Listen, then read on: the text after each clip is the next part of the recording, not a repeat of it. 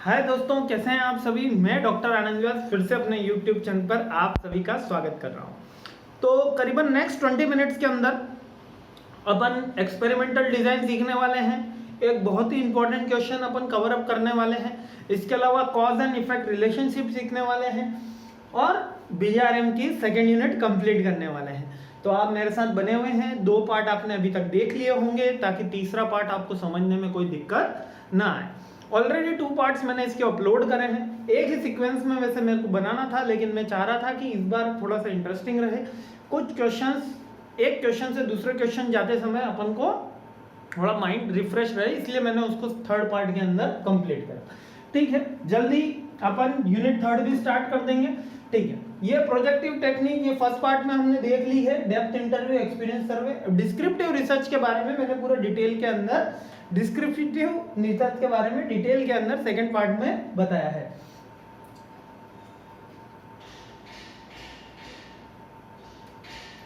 यहां तक मैंने क्रॉस सेक्शनल और लॉन्गिट्यूशनल स्टडी के बारे में डिफरेंस अपन ने देख लिया है। जो थर्ड यूनिट का फर्स्ट टॉपिक है वो है एक्सपेरिमेंट डिजाइन और एक्सपेरिमेंटल रिसर्च, एक्सपेरिमेंटल डिजाइन। अब ये बेसिक अपन इसका देख लेते हैं, उसके बाद इसकी डिटेल देखेंगे और बहुत ही लेमन लैंग्वेज के अंदर मैं सारी चीजें आपको एक्सप्लेन कर दूंगा। The word experimental research is a range of definition. In the strict sense, experimental research, what we call a true experiment, this is an experiment where the researcher manipulate one variable and control random size in the rest of the other variable. नहीं समझ में आया कोई tension की बात नहीं, अभी एक बार और इसकी थ्योरी देख लो, फिर और आसानी से समझा दूंगा। Experimental research design is centrally concerned with the constructing research in a high in causal validity, randomized experimental design provide the highest level of causal validity. The word of experimental research is the range of definition. In the strict sense, experimental research what we call the true experiment. This is the experiment where the researcher manipulates one variable and control the rest of the variable. अब experimental research क्या होती है?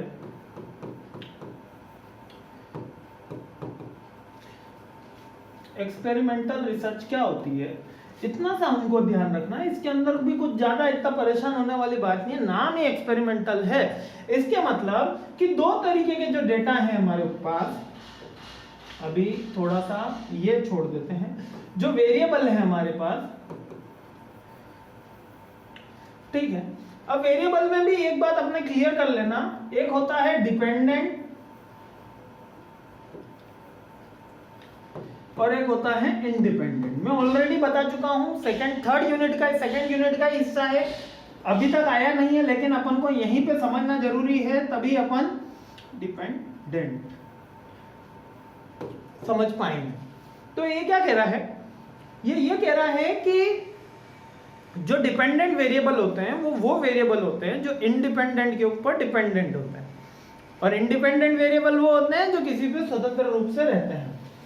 जैसे कि sir बिल्कुल समझ में नहीं आया तो बिल्कुल परेशान मत हो। मैं बोलता हूं IBM कंपनी है, आपने नाम तो सुना होगा, कंप्यूटर की बहुत बड़ी कंपनी है। IBM कंपनी को एक नया प्लांट एस्टेब्लिश करना है या नया प्रोडक्ट डेवलप करना है,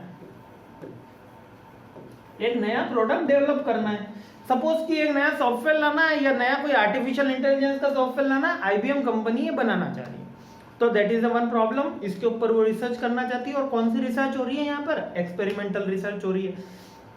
तो 2 तरीके के वेरिएबल होंगे। पहला वेरिएबल होगा डिपेंडेंट वेरिएबल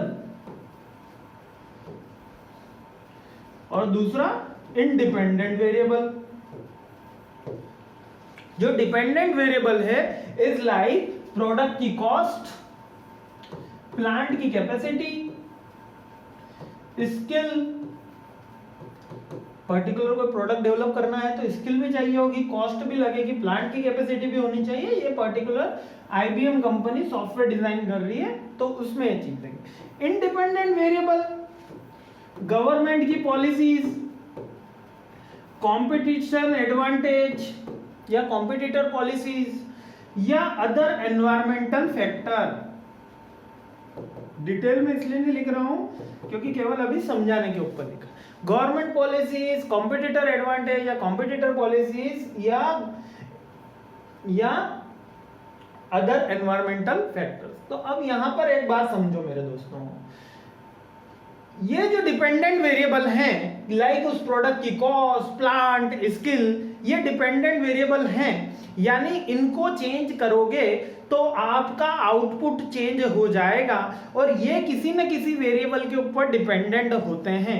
यानी कि आपकी जो कॉस्ट है ये कंपनी की पॉलिसीज के ऊपर डिपेंडेंट होगी, ये कॉम्पिटिटर की पॉलिसीज के ऊपर डिपेंडेंट होगी। लेकिन independent variables are those variable there are the independent in the nature, यानी कि स्वतंत्र होते हैं। लेकिन जैसे गवर्नमेंट की पॉलिसीज पे आईबीएम का कोई कंट्रोल है क्या? गवर्नमेंट क्या बनाएगी, गवर्नमेंट कितने इंपोर्ट और एक्सपोर्ट ड्यूटी लगाएगी, एक कंपनी वो डिसाइड नहीं करती, वो गवर्नमेंट की पॉलिसी है। तो गवर्नमेंट की पॉलिसी पे इसमें कोई कंट्रोल नहीं, लेकिन ये प्रोडक्ट मैन्युफैक्चरिंग पे इनडायरेक्ट इंपैक्ट है। जैसे कि मान लेते हैं कि गवर्नमेंट ने कुछ रिस्ट्रिक्टेड कर दिया कि आप इस तरीके की एप्लीकेशन नहीं बना सकते, तो वो प्रोडक्ट वो डिजाइन नहीं कर सकते, वो इंडिपेंडेंट वेरिएबल है, लेकिन वो उसके ऊपर इफेक्ट डालता है, हमारी रिसर्च के ऊपर क्या डालता है, इफेक्ट डालते हैं। दोनों के दोनों चीजें इफेक्ट आती हैं, डिपेंडेंट वेरिएबल भी इफेक्ट डालते हैं और इंडिपेंडेंट वेरिएबल भी इफेक्ट डालते हैं। इतनी बात अपन को क्लियर होनी चाहिए। अब dependent variable are those variable which is dependent in the nature, बस सिंपल सी बात याद रखनी है, यानी कि रिसर्च में वो डिपेंडेंट होते हैं, उनके चेंजेस करना वो कंट्रोल ग्रुप में होते हैं, उनको कंपनी चेंज कर सकती है, कंपनी कॉस्ट चेंज कर सकती है, कंपनी हमारे स्किल के लिए नए आदमी को रिक्रूट कर सकती है, प्लांट की कैपेसिटी बढ़ा सकती है। These are the controlled by the company or controlled by the researcher, but the independent factor are those factors which is not controlled by the researcher, like government policies, competitors, environmental factors. These are the not controlled by the researcher, these are the independent, but they may affect, might be possible affect the research। इतनी बात clear हो जाए। अब जो हमारी research थी experimental research, इसके अंदर क्या करता है रिसर्चर, इसके अंदर एक वेरिएबल को तो वो चेंज करता रहता है और दूसरे वेरिएबल को कांस्टेंट रखता है, और फिर चेक करता है कि भैया क्या आउटपुट आ रहा है। मैनिपुलेट करता है एक वेरिएबल, लाइक कि मिस्टर पिंटू है, इनका ऑब्जर्वेशन चेक करना है कि इनको क्या खाने में पसंद है। तो पहला वेरिएबल इनको फूड दिया, पहले रखा गुलाब जामुन, फिर वेरिएबल चेंज करा, फिर क्या रखा मैंने, फिर मैंने रखा रसगुल्ला, फिर मैंने रखा चॉकलेट, यानी कि वेरिएबल चेंज होते रहे। तो मेरे को इनकी डाइट हैबिट चेक करनी, मान लो मेरे को मिस्टर पिंटू की क्या चेक करनी है, डाइट हैबिट चेक करनी है मिस्टर पिंटू की। अब ये मिस्टर पिंटू मान लो और इनकी एज मान लेते हैं अपन 25। अब मिस्टर पिंटू मान लो या मिस्टर पिंटू एंड ग्रुप मान लो, कितने लोगों का ग्रुप है, मान लो 40 लोगों का ग्रुप है। उन सबकी मेरे को डाइट हैबिट चेक करनी है कि which sweet is like the most. तो उसमें गुलाब जामुन रख दिया, रसगुल्ला रख दिया, रसमलाई रख दिया और चॉकलेट रख दी। तो 4 वेरिएबल मैंने रख दिए। अब इन वेरिएबल को चेंज करने से इफेक्ट चेंज होगा कि नहीं होगा, दैट इज द एक्सपेरिमेंटल। इसके अंदर हम ट्रू एक्सपेरिमेंट करते हैं, रिसर्च करते हैं, 1 वेरिएबल को कांस्टेंट रखते हैं, यानी कि ये जो रिसर्चर है, हमने जो ग्रुप है इसको कांस्टेंट रखा हुआ है और बाकी के वेरिएबल्स को हम चेंज करके देखते हैं कि क्या इफेक्ट रहेगा। जैसे कि हम देखते हैं कि सुबह बच्चा अच्छा पढ़ पाएगा, शाम को अच्छा पढ़ पाएगा। पहले तो ये चेक करो पढ़ना चाहता कब है। अगर वो पढ़ना चाहता है तो वो सुबह भी अच्छा पढ़ लेगा और शाम को भी अच्छा पढ़ लेगा। There is no boundation of the timing. हाँ, सुबह थोड़ा सा पढ़ने से थोड़ा माइंड ज्यादा फ्रेश होता है, ज्यादा लर्निंग कैपेसिटी बढ़ती है, लेकिन तभी बढ़ेगी जब इंसान पढ़ना चाहेगा। ठीक है, नेक्स्ट है कैजुअल रिलेशनशिप। अब ये जो कैजुअल रिलेशनशिप है ये कॉज एंड इफेक्ट रिलेशन है, याद रखना। कॉज एंड इफेक्ट रिलेशन मैंने पीछे वाली सेकंड पार्ट में डिस्कस किया था, कॉज एंड इफेक्ट अपन यहाँ समझेंगे। ठीक है, casual relationship holds between the event, properties, variable and state of affair. अब यहां पर कॉज एंड इफेक्ट रिलेशनशिप का मतलब है द रिलेशनशिप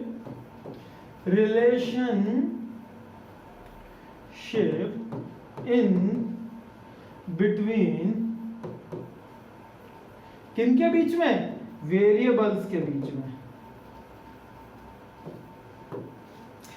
जो एक वेरिएबल का दूसरे वेरिएबल के साथ रिलेशन होता है वो कॉज एंड इफेक्ट रिलेशनशिप होता है। इंसान को मिठाई बिल्कुल पसंद नहीं, लेकिन 2 दिन से भूखा है तो भैया जो भी रख दोगे वो खा लेगा। तो that is a cause and effect relationship. Why there is a 80% like chocolates in America? Because there is a no such shop where the gulab jamun or rasgulla available there. So getting my point कि cause and effect relationship ये कहाँ होता है? Experiment base में होता है। जब अपन descriptive nature में थे, जब अपन फर्स्ट सेकंड पार्ट के अंदर थे, तब अपन ने देखा था कि वो कॉज एंड इफेक्ट रिलेशनशिप की बात नहीं करते, लेकिन जब अपन एक्सपेरिमेंटल में आएंगे तो वो जरूर चेक करेंगे। अब देखो ये यहाँ पर डिटेल के अंदर आ गया है डिपेंडेंट और इंडिपेंडेंट वेरिएबल। अब बुकिश क्या लिखा हुआ है थोड़ा सा ये भी देख लेते हैं, क्योंकि बुक का भी ध्यान रखना जरूरी है। Independent variable and dependent variable, the independent variable is the variable which can't in fact isn't affected by any other variable in experiment. Either the scientist has to change the independent variable herself or change his own point. Nothing is experimental affect change, यानी कि इन variable को change ये खुद ही नहीं होंगे, कोई भी दूसरा वेरिएबल इनको चेंज नहीं कर सकता। जैसे कि मान लेते हैं जो अभी अपन कर रहे थे चॉकलेट, रसगुल्ला, रसबरी, ठीक है, तो उसके अंदर किसी को बंदे को डायबिटीज है। अब वो जो डायबिटीज है वो इंडिपेंडेंट वेरिएबल है, लेकिन वो इफेक्ट करेगा ना, वो मिठाई कम खाएगा ना, तो उससे हमको क्लियर ऑब्जर्वेशन नहीं हो पाएगा, क्लियर एक्सपेरिमेंट नहीं हो पाएगा। ऑब्जर्वेशन तो गलत वर्ड हो गया है, क्लियर एक्सपेरिमेंट नहीं हो पाएगा, दैट इज इंडिपेंडेंट वेरिएबल। और dependent variable is being studied and measure the experiment, it what's change as a result of the change is the independent variable. The dependent variable is tall, you are the different age, the dependent variable height, the independent variables is the age। आप किसी as के अंदर कितने लंबे होंगे ये आपका dependent variable रहता है। कैसे? क्योंकि आपका जितना न्यूट्रिशन रहता है, आपका जितना जो कॉज रहती है, जो खान पान है, और आपकी ये सकते हो अनुवांशिकता जो है, जेनरोसिटी जिसको बोला जाता है, उसके कारण आपकी हाइट चेंज होती है। दैट इज कौन सा वेरिएबल है? Dependent variable. लेकिन एज वो इंडिपेंडेंट, कोई रोक सकता है क्या? कोई 18 का होगा, कोई 19 का होगा, नहीं। लेकिन हाइट को कम ज्यादा हम सोचते हैं कि हम कर सकते हैं, वैसे वो भी एक नेचुरल थिंग है, लेकिन हम थोड़ा सा उसमें कर देते हैं। क्यों? क्योंकि वो आपकी किसी कॉज एंड इफेक्ट रिलेशनशिप को ऑब्जर्व करती है, लेकिन एज का कोई लेना देना नहीं है, ठीक है। जैसे कि यहाँ पर देखिए एक बहुत अच्छा एग्जाम्पल मैंने लिखा है, और ये आपको शायद बुक के अंदर भी मिल जाएगा। You want to see which type of fertilizer helps to plant grow faster.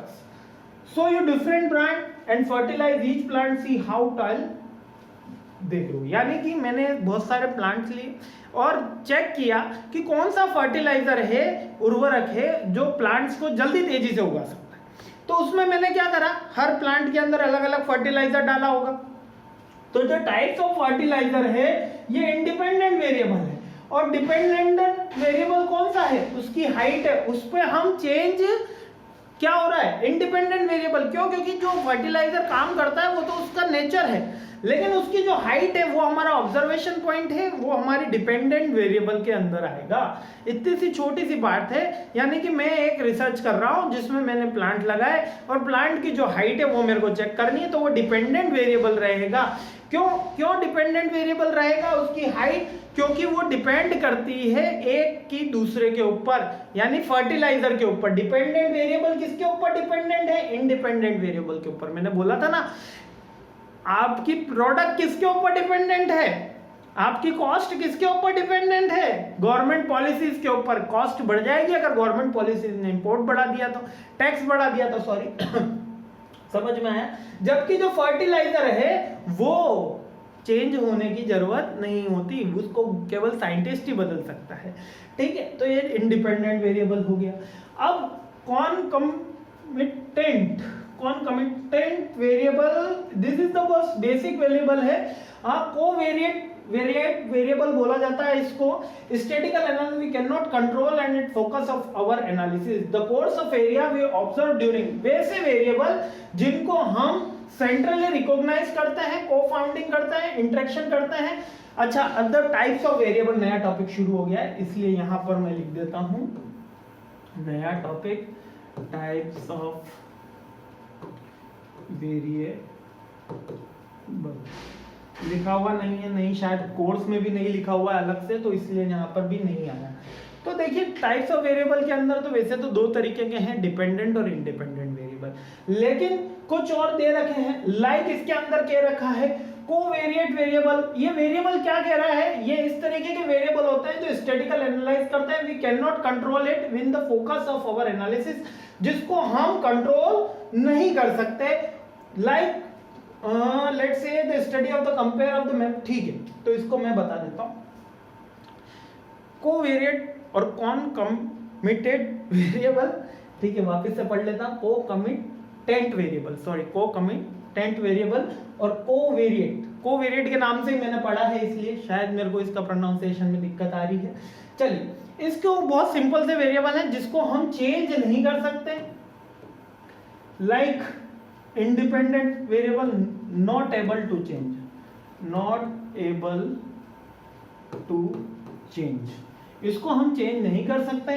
तो ये कौन से वेरिएबल हैं भैया जिसको हम चेंज नहीं कर सकते, तो मैंने बोला था इंडिपेंडेंट वेरिएबल, लेकिन ये इफेक्ट डालते हैं, तो ये पास्ट के आपके होते हैं, पास्ट के वेरिएबल। लाइक कि मेरे को सैलरी चेक करनी है, किसकी, आप एमबीए करके जाओगे तो आपकी सैलरी चेक करूंगा कि किसकी ज्यादा लग रही है, कौन से कॉलेज की कम, उसमें मैं चेक करता हूं मेल वर्सेस फीमेल की। 5 साल का डेटा लेता हूं और पता चलता है कि फीमेल की सैलरी ज्यादा निकली है, मेल को सैलरी कम मिल रही है। वास्तविकता कड़वा सत्य है, आज बता रहा हूँ। फीमेल की सैलरी ज्यादा है, मेल की सैलरी कम है, क्योंकि वो different task, different quality, improvement, English level भी उनका हाई लेवल पे होता है, लिखने की कला भी अच्छी होती है और अच्छे तरीके से अपने आप को रिप्रेजेंट कर सकते हैं। जबकि अपने मेल बंदे जो हैं, जो हमारे जैसे हैं, उनके अलग ही थॉट प्रोसेस चल रहा होता है। एमबीए के साथ में पैरेलल कोई और स्टडी भी चल रही होती, कोई और राम कहानी भी चल रही होती। They are not focus group, literally the males are not focus at there the womens are. Girls जो ज्यादा होती हैं वो ज्यादा स्टडी कोर के फोकस होती है, ये मेरा शुरू से मानना रहा है, ठीक है।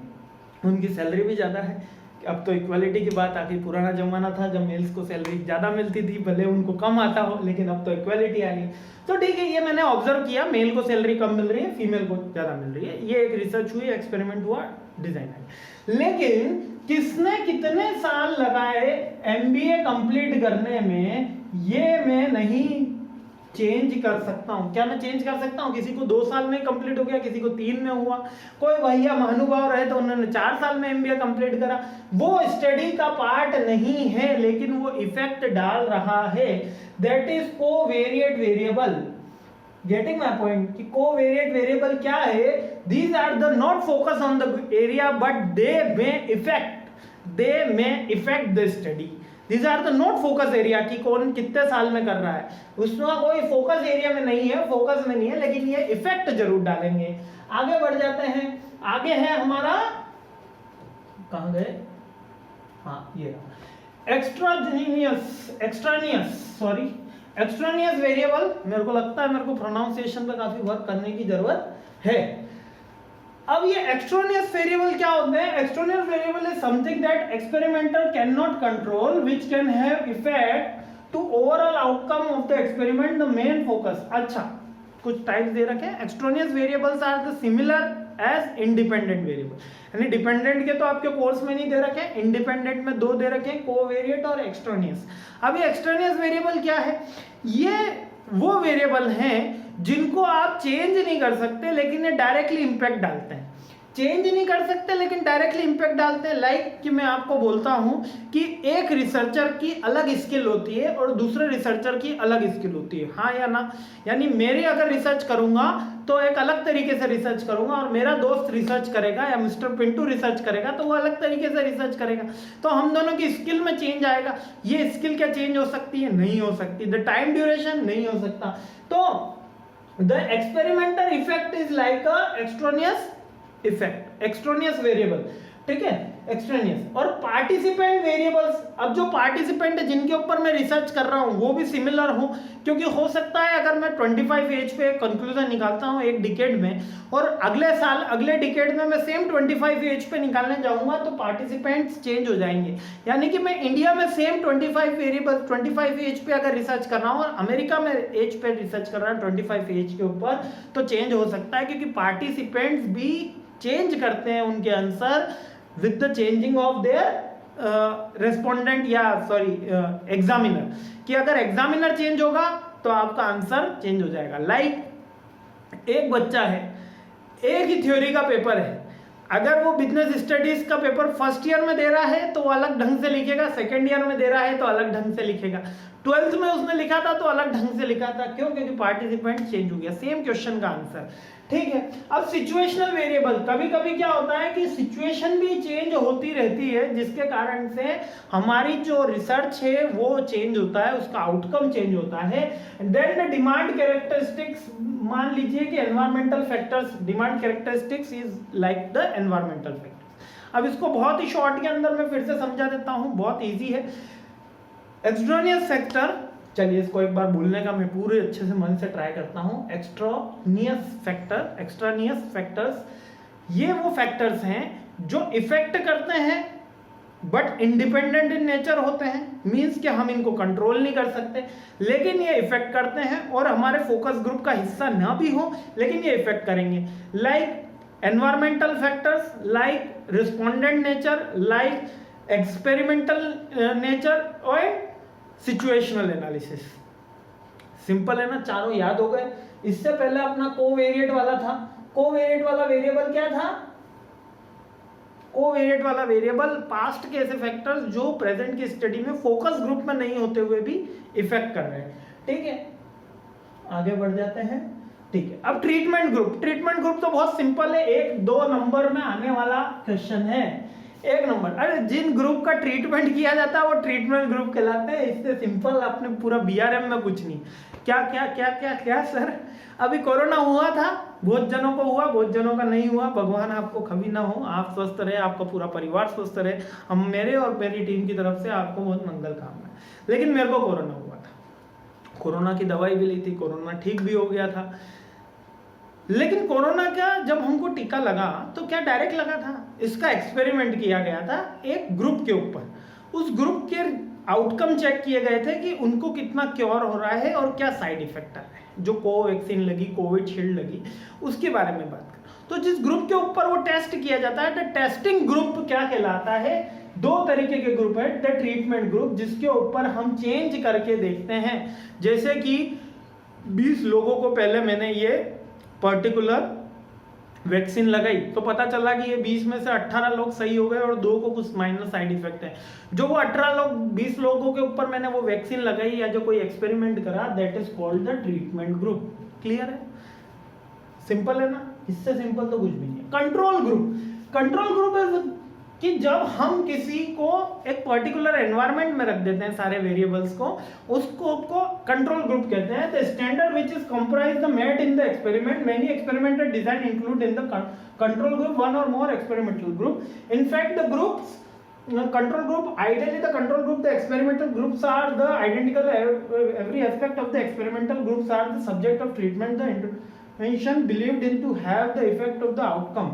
अब कंट्रोल ग्रुप क्या होता है? कंट्रोल ग्रुप का मतलब हम ग्रुप को एक पर्टिकुलर सिचुएशन में रख देते हैं, पर्टिकुलर एरिया में रख देते हैं, पर्टिकुलर टास्क में रख देते हैं कि उसके अंदर उसका बिहेवियर कैसा होगा, उसके अंदर उसका बिहेवियर कैसा होगा, ये सारी की सारी चीजें हम चेक करते हैं। That is called a control group. Same as treatment group, treatment group को हम कंट्रोल एनवायरनमेंट में रखना, यानी कि हमारे नजरों के सामने रखना, कंट्रोल ग्रुप का हिस्सा कहलाता है। आई होप ये बात आपको क्लियर हो गई होगी। ठीक है, यहां तक कोई आपको डाउट होगा नहीं। ठीक है, control group is the last topic. ओहो great, the control group is the last topic of the unit 2 and जल्दी 3rd यूनिट लेकर आ रहा हूं। कैसा लगा मेरा ये वीडियो? कहीं मेरी प्रोनाउंसिएशन में मिस्टेक रही उसको मैं इंप्रूव करूंगा। Thanks for watching my this video और मेरे साथ बने रहिएगा। जल्दी मिलता हूं आपके साथ 3rd यूनिट लेकर। Thank you.